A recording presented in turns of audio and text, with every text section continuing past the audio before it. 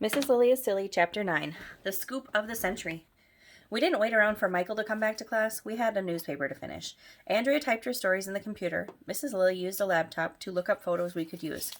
She found a picture of Elvis Presley and made it look like he was standing next to Miss LaGrange. Then she found a picture of Officer Spence and drew bars in front of his face to make it look like he was in jail. She cut out a picture of Mrs. Yonkers smiling and put a picture in front of a house that was burning down. Mrs. Lilly showed us how to put the photos in our classroom computer, and Andrea wrote captions under them. Miss LaGrange had an Elvis sighting while sipping soup. Officer Spence behind bars. When she's not teaching, Mrs. Yonkers enjoys setting fires. The front page of the Elementary Century looked great. I say this paper is done, said Mrs. Lilly. Let's print it.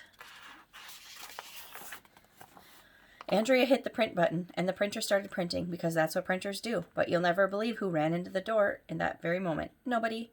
Why would anyone run into the door? That would hurt. But you'll never believe who ran into the doorway. It was Michael.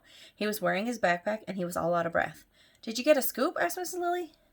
I got the best scoop in the history of the world, Michael replied. Stop the presses, shouted Mrs. Lilly. Michael has a scoop. Andrea stopped the printer. We all looked at Michael.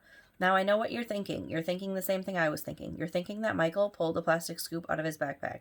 You're thinking that we all yelled at him. That's not that kind of scoop. But Michael didn't pull a scoop out of his backpack, so na-na-na-boo-boo. On you.